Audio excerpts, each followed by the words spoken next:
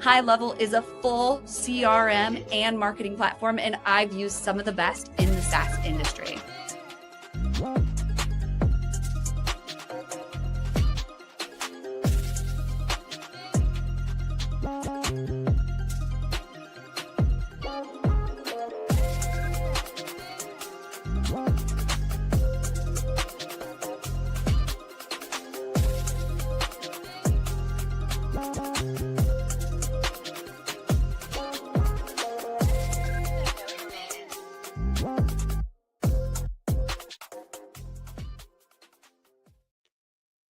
And we are live from LinkedIn, YouTube, Facebook, Twitch, and Instagram. It's Reviting's Wednesday. Welcome to Wednesday, Revenue Party people. We've got our hot topics and our hot guests that we'll be getting into, including trust, tech, and sales. And let's talk about the fact that there is a trust pandemic. So can we all just talk in the comments a little more? I see there's viewers here. So who are you? Come out of the shadows. Talk in the comments. Keep us honest. We want to hear from you. If you have questions, put them out there. We have these really fantastic guests, and we're going to be here until the top of the hour. So, hey, Erica, thank you for being here. Let us know where you're tuning in from, and we're going to try to keep this show for you. But before I introduce you to the guests, or they introduce themselves, I want to tell you a little bit about High Level and Cherry Assistant. But let's talk about High Level for a minute. So I use app.reviting.com. Of course, Reviting is my company. So we white label High Level. We're a marketing agency, and we provide high-level services to people who need landing pages, marketing automation, CRM services. We are migrating people from those big SaaS players onto High Level and saving them thousands of dollars. So if that's something that you're interested in, we've got the QR code that we're going to put up here on the screen. Or if you're listening on podcast, you can just go to reviting.com/high level, sign up for a free trial, and let me get you that QR code I'll put up here. That's the 30-day free trial. So reviting.com/high level will get you the free trial on my affiliate link. If you sign up with my affiliate link, let us know if we don't reach out. And it's to our advantage to make sure that you succeed on High Level. So in that 30-day period, we want to help you as much as we can, but you can also sign up for basic support or whatever coaching, or we just do it for you. Anyway, other than that, the way we're able to do all of that is through Cherry Assistant. So Cherry Assistant basically made this entire episode possible. Cherry Assistant is a VA placement service. And you'll be seeing DJ Kim here on Wednesday more often. You might have seen him a couple Wednesdays ago on here with me. Actually, it was just last Wednesday. Clicking around, we were in High Level. We were doing some, app work. Actually, we were in make.com doing some automation stuff and AI work. But anyway, yeah, so DJ Kim, he has been involved for a while because originally he had Data Ghost, which was a sponsor of WinsDay. And they got acquired and then thanked WinsDay for the acquisition because we helped them get their first 100 users on the show. And then from there, he now has Cherry Assistant. And so they are involved with us as well. But then we work with them. So we use their VAs. Layla's behind the scenes helping make this entire episode possible, communicating with guests. But as you'll see during intermission, VAs, they can help your business and just help you in your life in general in so many ways. But we'll get into that a little bit, but we've got some really interesting guests I want to introduce you to first. So let's get into the show. Welcome to the show. We've got Scott Ramey and Jon Miyachi. Hopefully I said that correct. I know Ken's logging in from Paris. He has bad reception. Hopefully we'll see him. I think he's here. But are you there, Ken? I think we're not picking him up, and he looks frozen in the background. But Scott, let's start with you. Thank you for being here. And if you could tell us your full life story in 2 minutes, we're going to put a 2-minute clock up. And oh, there you are, Ken. Hey, Ken. We see you. We can't hear you, but we see you. And for now, Scott, if you could, in 2 minutes, tell us your full life story from birth to what brought you to now and all the fun stuff that makes you human that we can't find on your LinkedIn. Oh gosh. Well, first of all, thanks for having me, and I'm sure we'll talk about Go High Level later. But I was born in small town Indiana, a town called Crawfordsville, Indiana. I was one of four boys. I was the second youngest of four. We had 35 foster children come through my home as I was growing up. So I would spend a lot of time outside just to kind of get away from the crazy chaos that was inside our home. Sport was an athlete, basketball, football, baseball, pretty much anything with a ball. I would play it. Spent 30 years in corporate America. And what I guess what LinkedIn doesn't talk about with me is that I am a girl dad, although I post about my daughters quite often, 23 and 22-year-old. Been married for 26 years, almost 27 years to my wife, Michelle. And we have two labs. And we've always had, at least in the last 10 or 12 years, had at least two labs in our home at one point or another. So I did it in less than 2 minutes. Jesse, I hope that kind of paints a picture of who I am. It sure does. And we have you here with us now, Ken. Can you hear us? I believe so. My Wi-Fi isn't very good. I'm actually at a conference in Paris right now, but really appreciate you having me on. Yeah, we appreciate you being here during your conference in Paris, despite the technology issues. But in good old fashioned Wednesday style, we would like to get to know you before we get into our topics. Could you just tell us your full life story? No big deal. From birth to what brought you to now, and all the stuff we can't find about you on LinkedIn in 2 minutes. Sure. So I grew up in Cambridge, Massachusetts. My parents were both academics, so I was really interested in computer science and technology from a very young age. Went out and studied computer science, and I had always really dreamed about building a company, and I was very much interested in the security and compliance space. And so I tried to do that for a little bit, and then I ended up kind of biting the bullet and actually working for big tech, working for Amazon, learning a lot through that process as well, especially about machine learning. And then most recently, I've started BitMind, which is really at the intersection of both AI and blockchain, really working on combating the harms of generative AI. And that's what brings me here.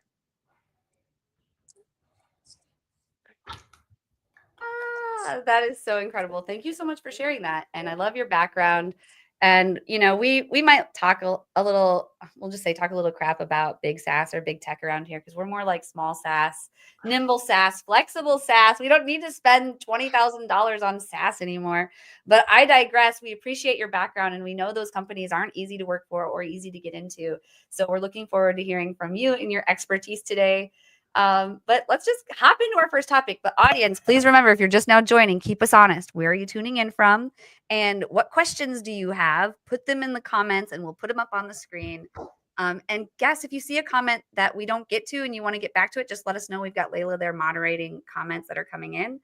So let's get into our first topic. We've got brand protection, fighting deepfakes in marketing. And I believe this is your topic, Ken. Can you kick us off on this? Yeah, so right, there has just been such an acceleration in generative AI over the past, we'll call it 3 years. And now at your fingertips, you can generate images, video, audio, extremely quickly for not too much money, either spoofing, mocking someone else's name, image, and likeness. And this acceleration in generative AI technology has basically opened up this entire new attack vector of either celebrities, brands, businesses, countries, etc., you know, getting, using their name, image, and likeness as scams to get consumers or other businesses or maybe even your partners to do things that they wouldn't normally do if they hadn't been scammed. And so because of this, because it's so new, there's a lot of both people and businesses that maybe aren't adept to being able to deal with this. This is much more sophisticated than your normal, business email compromise scam, and they're relatively new. And there's a lot of interesting and creative techniques that some of these malicious people are going after. And so I think the first step is to really understand what the landscape is in terms of your attack vectors and your vulnerabilities, and try to educate yourself as much as you can to be able to combat that. Yeah. And there's like a huge trust pandemic I mentioned earlier. I don't know if you heard because you had your connection issues, but I see it all the time in marketing. People don't trust marketers. They don't trust data. They don't trust that their data is out there being used. And now deepfakes, I mean, that just adds to this trust issue. So I don't know. What's your take on all this, Scott? I'm fascinated. First of all, I love the idea, the take that you had at the beginning around trust pandemic. I totally see that. I feel that. I experience it. Part of what I didn't mention this in the opening, maybe I should have taken the full 2 minutes, but I spent 30 years in corporate America, a lot of which at the end of the second half of my career was leading in Fortune 500 companies.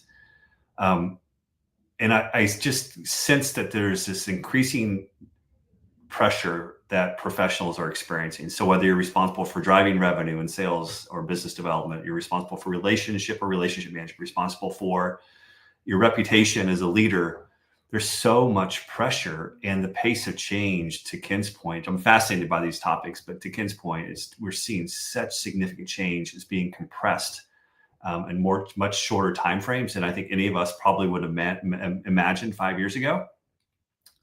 And I'm just seeing more and more pressure. And when I think about like the trust pandemic as it relates to selling or leading, it's requiring a different approach. So I'm completely down with this topic. And it's cool that you brought us both together here, Jesse, because I think it could be a fascinating conversation when we think about what does trust mean in today's society, in today's business environment, and how do we continue to expand trust, personal connection in an ever evolving lightning pace, artificial intelligence and machine learning. And so it's remarkable to me. Absolutely. Thank you so much, Scott. And that's why we do what we do. So this live stream we're doing now, we help other businesses go live on LinkedIn primarily, but we do YouTube, Twitch, Facebook, all the channels. And to us, this is what marketing with AI can't do, because you have long form, real humans having dialogue. I don't know if deepfakes can have a conversation like this yet. Maybe we're getting there. I think on podcasts, there are some like podcast things going on, but that, and like the interactions with the questions coming in the comments, that is the idea behind live streaming to me, is you have a real human. But I digress. Would love to hear from the audience. What do deepfakes mean to you? I know it's scary in terms of like politics, legal, like there's all these other things we didn't even get into, right? Business is just the part we're focusing on. But before we get into the next topic, which is sales calls, the power of 3 principles, anything else either of you want to say about how can everyone listening who either works for a brand or has their own brand as a founder, how do they protect their brand and fight these deep fakes in general, just in business marketing? How about you, Ken? Yeah, I can take that. Maybe to like also like bring it back, into the first point about like this whole trust pandemic. Right. I think some of the statistics about, traditional media solutions, it's like at its lowest it's ever been. And this is kind of like a flywheel effect of a variety of different things happening, one being generative AI and all these deepfakes. But the best way to protect your brand from that deterioration of trust, in my opinion, is it's actually going back to principles of human nature and social proof, right? Going on these streams and these podcasts that you're talking about, like, people often trust either brands that they believe in and have had a good interaction with, but oftentimes that boils down to the actual humans behind them. At least until you get to like a big giant corporation where now you're just talking with salespeople. But at the early stage company level, it's a lot about that social proof and just the human connection that you have with people of this is a real company, a really good team, a really good person, and I trust in them, and we've had a good relationship with each other. And then to protect yourself, like I think that's like kind of on the proactive side of protecting your brand and protecting your social reputation.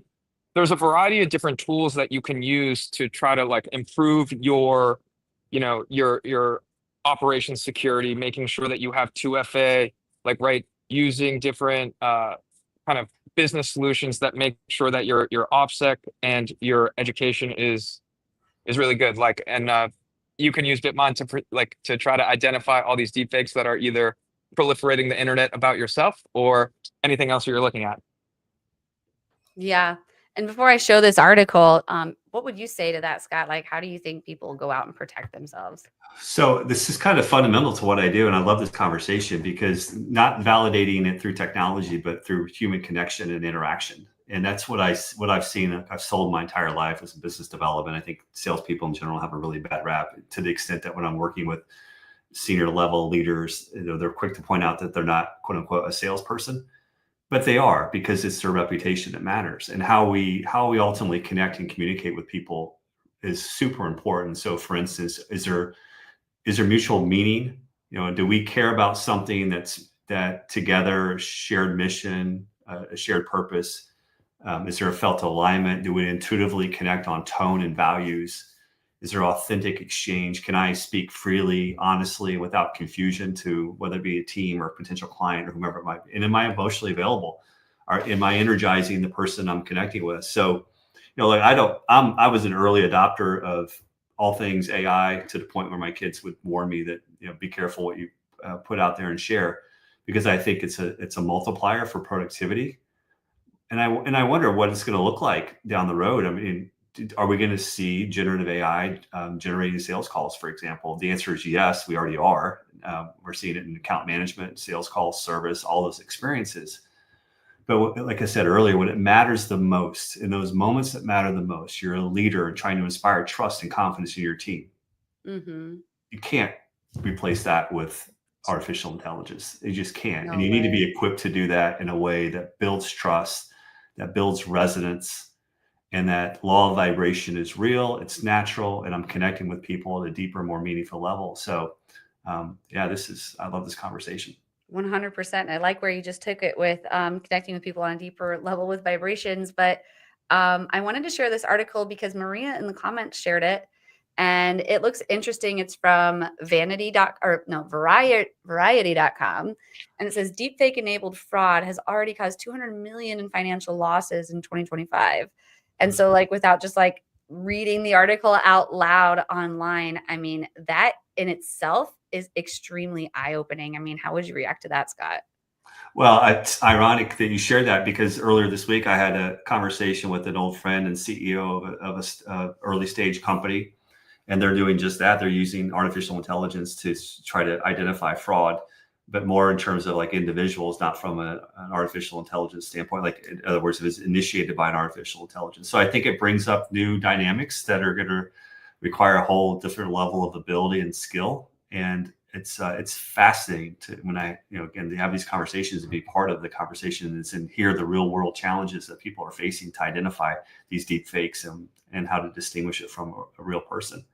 I saw another thing with George Clooney, an interview. He was talking about, name, image, and likeness of actors and singers. And I know there's a legislation recently in Tennessee for country music singers to protect their name, image, and likeness, their voice. And so, these are real challenges that we're going to have to grapple with. Yep, definitely. I know it's scary.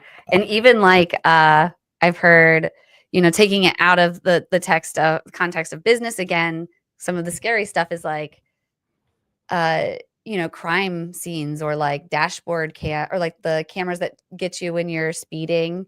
There's just ways that deep fakes can come in and change all these types of things. And it's just really scary to think about where the world's going. So like, as both Ken and Scott have shared now all these different ways to make sure you're protecting your brand, we need to make sure that we're doing that. But Maria, thank you for sharing that Variety link. And that was really interesting. I want to make sure we stay on point. So at 12:30 Eastern on the dot, we'll be getting into intermission, but we've got sales calls, the power of 3 principles. Scott, what are the 3 principles? Know them, anchor the message, and then deliver it and share it in a way that's compelling. I mean, that's the simplest way to break it down. As I've worked with sales leaders, as I ran sales organizations, and I've worked time and time again with really, really capable people and others that had opportunity for improvement. I think how we think about two aspects of the sales call are really important. And again, everyone is selling in an organization all the time, and I think there needs to be recognition of that. But when it comes down to really, for me, if it was just two things that we wanted to really get good at, was clarity and connection. And so to build on my earlier points, that the ability for whomever is communicating that message in a sales call or outside a sales call, if again, as I mentioned, revenue, relationship, and reputation, how you connect with people. Are you clear, and are you connecting with them at a more meaningful level that creates resonance that they're going to want to take action? And it's interesting when I think about how one might go about that, the signal that we put out is really important. And there's been a lot of talk, and it's an ever evolving movement around scarcity versus abundance, and scarcity mindset versus an abundant mindset.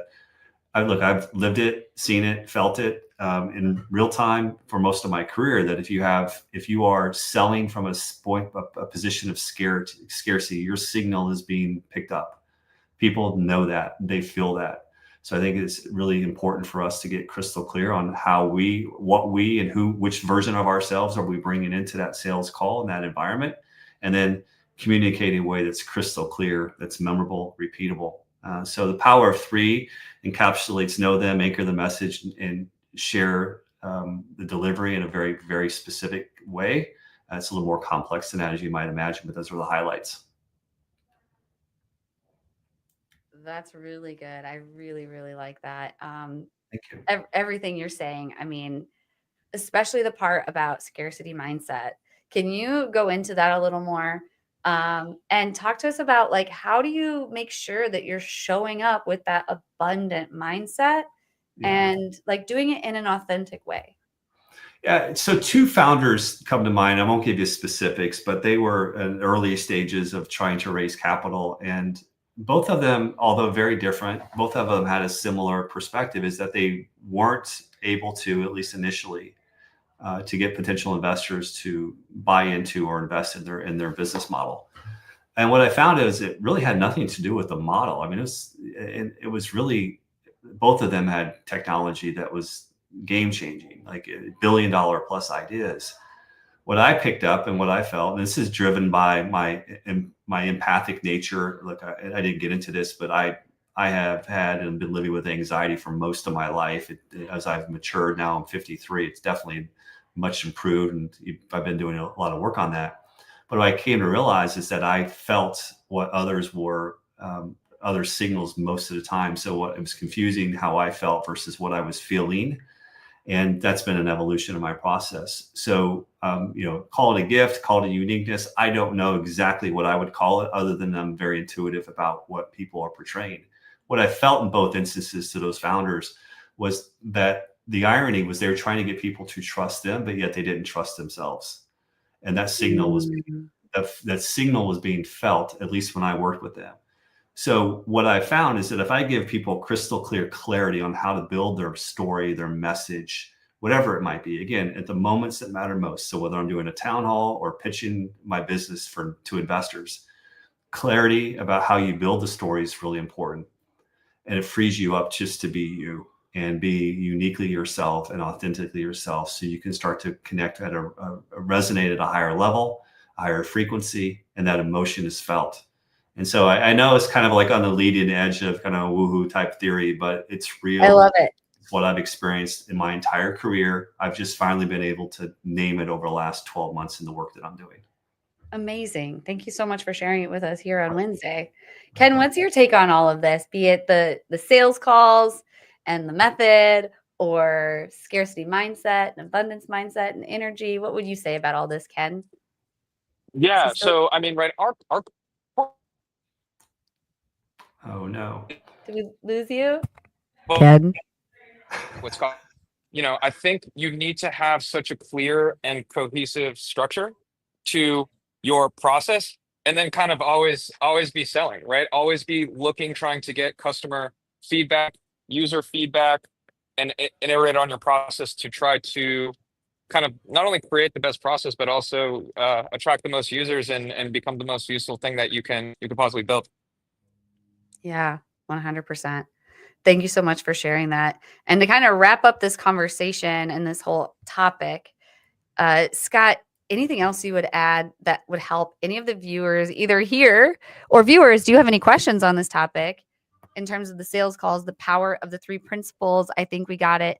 Know them, anchor them, and deliver. Did we get that correctly? Yeah, shape delivery. That's close. That's very, very close. It's the context. Look, I think when we feel pressure to perform, we have to shift that focus. And when it's no longer about us, the pressure is no longer on us. And I think that's Ken's 100% correct. When you're evolving your business model, the processes, how you go through it, all of that is super important. But it's also important, I think, and as important is to resonate at a higher level so people want to do business with you too. And you have to generally be somebody that can be trusted. And so I could go back to how you kicked this off, Jesse. When you're a trust pandemic, and I think we are as a company or as a country, is that evolving how you connect with people is so critically important. People invest in people. People do business with people. Your idea can be as brilliant as it probably is, but at the end of the day, they're going to trust and invest in the person who's sharing that message and story. That's exactly right. People buy from people, not brands. That's what we always say here at Reveting. And that's why, building a personal brand is so important because people want to get to know the real human you. But Ken, any last points from you on sales calls? I think we lost him. Yeah, I'm sorry. My this internet is really, really bad here. But I think that covers it for me. Nothing additional to add. Perfect. Well, thank you so much. And I was telling you all a little bit earlier about virtual assistants and getting a virtual assistant for yourself. Maybe there's someone around the world, around the globe, who can help you with your business, be it executive assistant type of work, be it live stream production, be it social posting. You might have other needs, but watch this video and you'll get an idea of how another business is working with Cherry Assistant. This is Mike, also known as Clean with Mike on Twitter. Mike hired a virtual assistant from Cherry Assistant about 2 years ago. Now he has a $50K per month business, fully managed by a remote operator in South Africa. His VA from South Africa does the following: closing inbound leads on the phone, Yelp and Google and Facebook, manages his CRM and Go High Level, deals with rescheduling, cancellations, any issues, hires and manages the cleaners, and sends them daily reports and updates. Mike has a fully cash flowing business managed by a remote operator for only $8 an hour. You can also hire a US equivalent worker in the Philippines, South Africa, Latin America for a fraction of the cost with Cherry Assistant. Be like Mike and grow your business with offshore staff.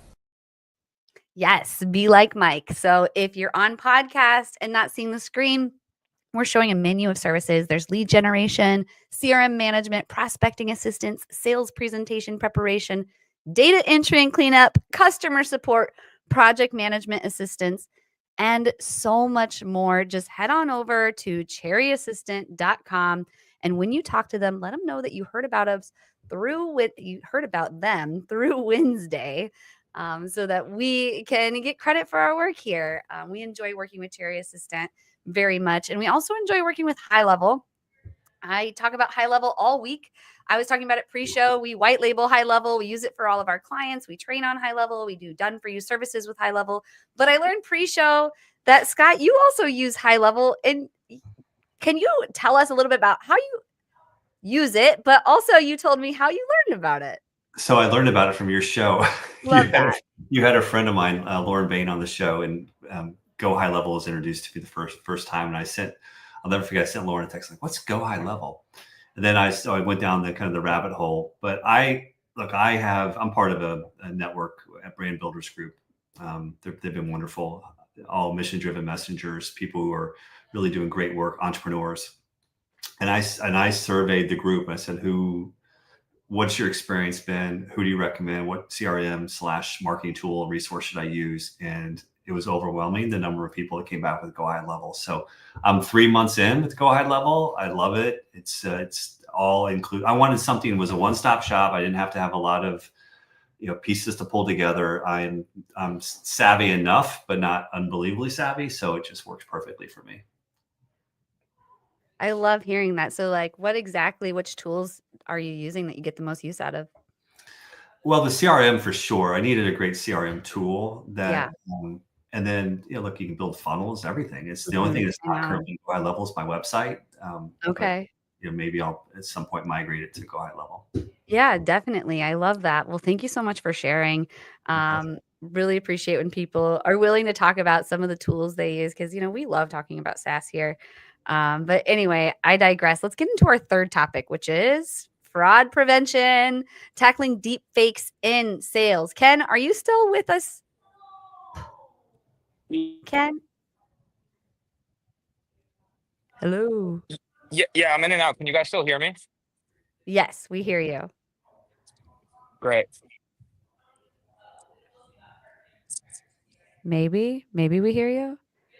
Testing. Testing, we hear you.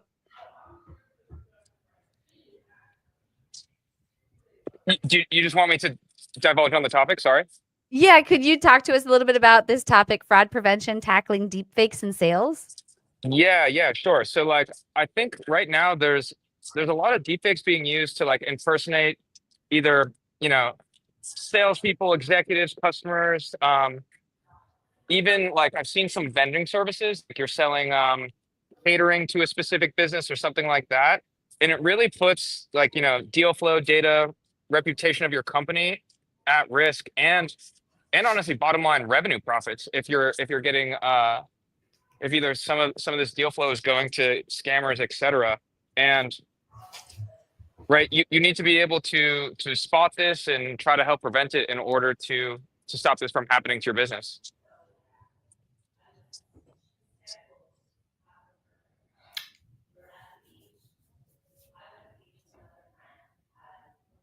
Oh, you can't hear me. Okay, so I was on mute and I was like, well, we just heard that whole thing, but you weren't hearing me. Scott, what's your take on that? Well, look, I think certainly Ken's an expert here, and I'm not. But I think as a consumer, you become more skeptical of every click, and I think that's super important. I mean, I know when I was in corporate, we'd always, particularly around bad actors and fraud and cybersecurity, we were had trained at nauseum to identify potential cybersecurity threats and bad actors inside our organization. But now that I'm outside that as an entrepreneur, it does concern me. It's like, how am I going to be better equipped to handle it myself? And how do I train myself up? And how do I show discretion before I click on things? I mean, sometimes things look really, really compelling and you just wonder. And so I think yesterday I got brought into a funnel with car insurance, and then I'm halfway through the funnel. I'm like, wait a second. I don't know if this is a legitimate company. So then I had to go back and retrace my steps to do more research to find out if it really was what they said it was. So yeah, it's problematic for sure. Yeah, definitely. It is really problematic. There's a lot changing in sales and marketing right now, especially with deepfakes, but fraud prevention. I mean, in addition to deepfakes, there's fraud prevention. We have a client who basically helps you find your fraudulent data in your ad data, like who you're targeting, because of course you don't want to be targeting some bot, and then like you're spending money on that. So there's like, this is part of the trust pandemic, right? There's just so much bad data out there. There's so many bots. There's so many click farms, deep fakes, so much just like going into this. But I want to make sure we get into our fourth topic, which is authentic selling, listening, trust, and connection, because there's a whole lot we could get into there. And audience, remember, we want to hear from you. If you're here in the comments, like, what are your thoughts on all of this? Do you trust brands? Like, why do you trust brands? When you trust a brand, why? And I guess I'll leave that with you, Scott. When you trust a brand, why do you trust them? Well, it's 100% reputation based. And then the second part, close second, will probably be my previous experiences or experience overall. I think of some of the brands I really enjoy, like Nordstrom comes to mind, for example. I know it's been kind of held as an example for years, but they stand by their product. I know exactly what I get. And as I started out as an entrepreneur and really what I came to realize is that I needed to really work on my personal brand because I represented organizations. And although, I would be interviewed from time to time, and I was published on different articles and through our PR firm or PR part of the organization, I didn't have my personal brand. And so I got really deliberate about what look and feel like. And so, I like to do what I say I'm going to do. I like to deliver results, usually and hopefully above and beyond what is even expected. And those are things I wanted reflected in my brand. And, and I wanted the image of my brand, the iconography, the look, the feel to be representative of who I am. And I think Lauren Bain, who we talked about earlier, did an amazing job of capturing all of that. But reputation and experience really are the things that I look at when I think of doing business with whatever entity it might be. Mm-hmm.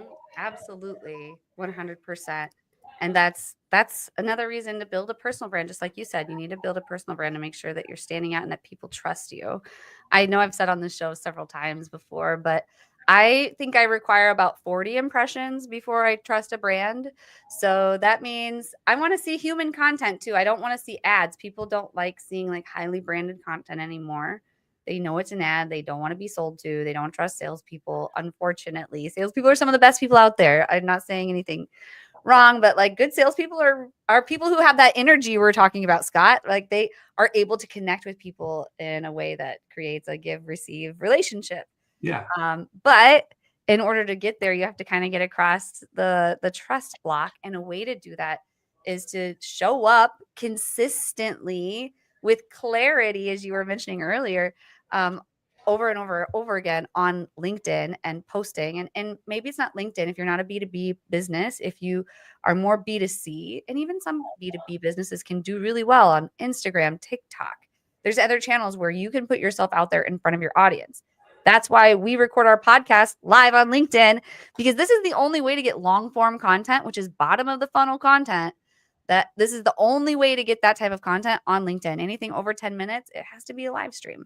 So like, it's all about building trust. And like, this is why marketing takes time too, because closing the trust gap with buyers is not going to happen overnight. And businesses will show up to marketing agencies, say, I want leads. And we want to get you leads. But we do have to make sure that we're posting consistently. We don't have a backlog of content and that good stuff is going out. We're not overly highly editing it to look like an ad. And anyway, I could go on and on and on about this, but I digress. Anything there you want to take on that topic before I switch gears again? Diluted focus, diluted results. I've even noticed it in my own experience over the last, over 12 months now. When your signal is resonating, you know it. And when it's not, it's because usually, if you, at least for me, when I took accountability for what I was putting out there, what it looked and feel like, and was it consistent? The brand was there, but the message was off. Mm-hmm. And so I think that extreme clarity. The thing I think about, Jesse, quite a bit, and I read recently 2 books, The Science of Scaling by Dr. Ben Hardy, and then also 10X is Easier Than 2X. Okay. Both books in the spirit of what Ben was trying to share with us as owners and operators was really, if I had to boil it down, is be crystal clear and be radically transparent with yourself and be truthful with yourself. And I think when it comes to messaging, especially, so sales, again, if you're driving revenue, you're driving relationships, or you're responsible for the reputation, crystal clear is important, and diluted focus at 100% equals diluted results. But it's also resonance. Like your message needs to land with your target audience. And if you're not really clear about who your target audience is, then you're going to be scrambling, as I've experienced from time to time in the last 12 months. 100%. Yeah, no, thank you for saying that. Ken, are you still with us? Anything you want to say on this before we switch gears? I really liked the point about being radically transparent and honest with yourself. I think it can be difficult, and you can oftentimes convince yourself that you're either making progress or doing really good work. But that, self-criticalness and honesty with yourself, I think, is really, really key. 100%. I don't know who LinkedIn user is here. There's a privacy setting on LinkedIn that if you don't let LinkedIn share your data with third parties, then we can't see it here in StreamYard. But whoever you are, thank you for your comment. She says, love what Scott said earlier about how hard it is now to know if something is a deep fake or not. Actually, BitMind has a game where you can try to guess if it is AI or not. That's really funny. Thank you for sharing that game. Any reactions there from either of you? I will try it. It's kind of like it's a mobile app. It's kind of like the functionality is basically like Tinder or a dating app. You just swipe left or right, trying to guess whether it's AI generated or real. And then maybe like what the kind of the precursor to that is, like we have a browser extension where any video or image that you hover over while you're scrolling the internet, it will actually do a classification on that piece of information, whether it's real or AI generated. Wow, that is so funny. Cool. The world we live in. What were you gonna say? Were you gonna say something too, Oh, Scott? it's amazing. Thank you. Yeah, I'll take absolutely. a look at that. Yes, as they continue on, you will be surprised by your results. So like, I'm not gonna know what's what. And then I initially thought it was going to be an easy game, and I fell for so many AI ones, and I thought they were real. Yes, absolutely. Let's hop into the last topic. Audience, continue to share your thoughts with us. Authentic selling, listening, trust, and connection. So we're talking about trust a lot. So trust requires a few things, right? Requires communication, and it requires being vulnerable. So if you're not able to share a little bit about yourself, i.e., post on LinkedIn some selfies or something like that of your real life, people are going to have a harder time connecting with you. But communication is talking, yes, and putting stuff out there with your megaphone and going out and marketing, but it's also listening. So I really like that you have this as part of the topic as well. Could you kick us off on this topic, Scott? Yeah, I look, this is in my wheelhouse. Interesting enough, this week I partnered with a company called VoiceEra, and they have an application within their suite of products called Sincerity. And what they do, ironically, they use AI, and AI measures two really leading indicators. One is your voice, and the second is your facial expression. And then it gives you a real-time rating in terms of when you upload the video. It shows you a rating of likelihood of sincere versus insincere. And I think this speaks to the idea of trust and connection. If people perceive you as being sincere, that you have their best intentions in mind as yours, the two aren't mutually exclusive. You can be selling something and care about your potential client or prospect, and you can do both at the same time. That people pick up on that. And it speaks to what I talked about earlier around signal. And if you're crystal clear on how you communicate, and your signal is the right spirit, i.e., you're sincere, you're relatable, you're connecting, we have an authentic exchange, there's an alignment there, mutual meaning, things I mentioned, then you'll have more success in convincing people to do business with you. I've seen it in my entire career. It works. But if you go in agenda driven, all about yourself, haven't done your homework to understand your audience, know what they feel, what they're experiencing, know what challenges they're having, and how you can ultimately solve that, then you're going to find yourself in a really difficult position. Yeah, 100%. Thank you for sharing that. Ken, can you hear us? Or what would you add on authentic selling with listening, trust, and connection?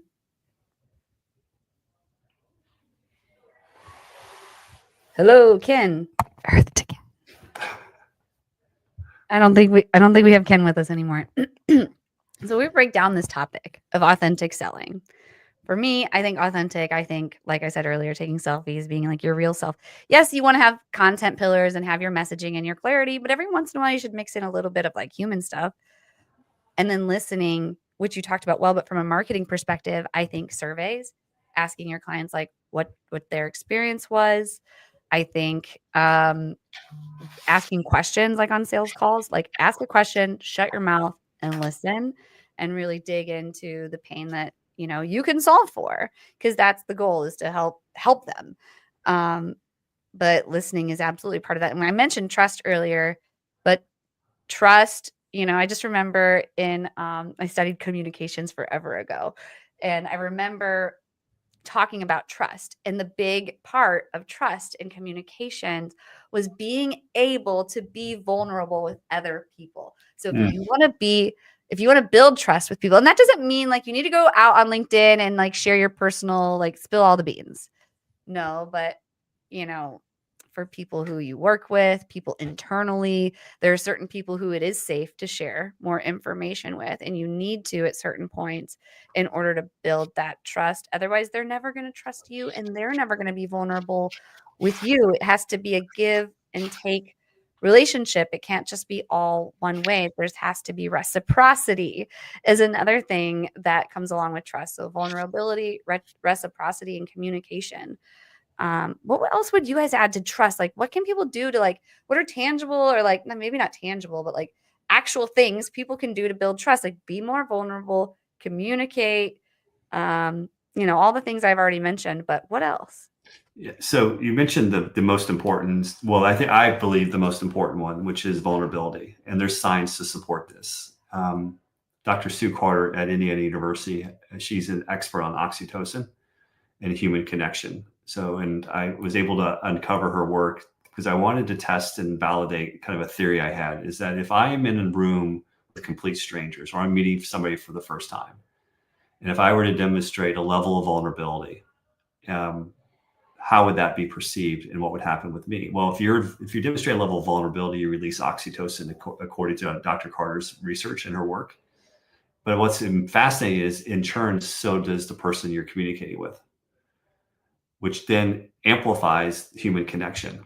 But yet so many of us are reluctant to be vulnerable because we see it as a sign of weakness. And it's just not the case. It's not. In fact, I would say it's a sign of strength. If you could go into a room with complete strangers and say, for example, you're speaking from stage and you demonstrate just a little bit of vulnerability, you release oxytocin, the audience releases oxytocin. Now we're connected. Like, that's the cheat code around trust building. But yet so many of us are reluctant to do that. So how do you do in a sales call? Well, I don't know that you would go in immediately and talk about how, share something vulnerable with somebody you've just met, for example, if it's a cold call, for example. But you can do it in terms of this idea of felt alignment, like in mutual meaning. Is there something that we can agree to that benefits both of us? Are we on the same page? We have the same mission, same desires, same goals, same aspirations. And then how I'm communicating around honesty, authentically, freely, I'm open, I share the challenges, I talk about experiences, I connect dots from an experience of someone who was just like you that I was doing business with and what we overcame together. So I show this mutual reciprocity and how we can grow together. That's a whole different level of selling than just showing up, asking a couple of disingenuous leading questions to get you to the point where you can start to make your pitch. And then you ramble incoherently for 3 to 5 minutes and then say, you have any questions? And then expect them to buy from you. And that's just not how it works. And especially as you talked about earlier, Jesse, like when people are under so much pressure already, and there's kind of this boiling point of lack of trust in our society, in our culture, like you got to meet them where they are. And so, yeah, as you can tell, I get pretty excited about this topic. I'm glad that we talked about it. It was a good one. Ken, can you hear us? Ken, what is your take on any of this? Ken, authentic selling, listening, trust, and connection. I don't think he can hear us. Huh? Yeah, we must have lost him. Ken, let us know in the private chat if you're able to rejoin. But for now, I'm going to move us on into the guru of the week. Okay, so we've got the guru of the week, and hopefully we can hear about Ken's. But you have a guru of the week. I believe yours was Jon, right? Jon Riefsnyder. I love this man. Jon, I've known each other for a long time. I was actually a client of his at an organization, actually a couple organizations I worked with. And Jon was ultimately became the CEO of an asset management company. Jon has now shifted his focus to helping others. And his organization, you should check out his website, jonriefsnyder.com. It's really about helping leaders, high capacity, more senior leaders, ideally, consider what's next for them in their career. And so it's been fun to, not only Jon's a friend, dear friend, but to kind of see him in this new venture, but also to connect with him simultaneously. I'll call him for advice. He'll call me for advice, but he is wonderful. And if you are contemplating your next move and you're a senior leader and you need some kind of a steady hand to guide you through, he's your guy. He is a guru, and he's an incredible human being. So I reach out to Jon. I love that. Thank you so much for sharing. And I hopefully get the chance to meet Jon, because I know you were the guru of the week on the show, and that's how I met you. So that was awesome. If y'all could tag Jon, let's get him on the show. I'd love to meet him and see what he's up to. Sounds like he's doing some really great things. Love to hear his hot takes on sales and marketing. Just don't tell him I said nice things about him, please. We won't share your secret. But our other guru of the week, let me just check in on Ken. Ken, oh, nope, he's not even there anymore. He's like, this isn't working. So he was in Paris, bad reception apparently. But we've got Avante Price. So what I'm going to do is actually pull up Avante Price's LinkedIn here. It looks like I found him, and we're going to just pick on him a little bit, or maybe not. Maybe we'll find some things about him, but I'm sharing my screen. Of course, you can see the live stream I have us running here. But Avante Price, I'm going to send you a follow, and then actually I'm going to connect with you, and I'm going to say this is live. And obviously there's a mistake because I'm not AI, and I'm not going to edit it because we're live. But Avante Price looks like he's the CEO at Posh.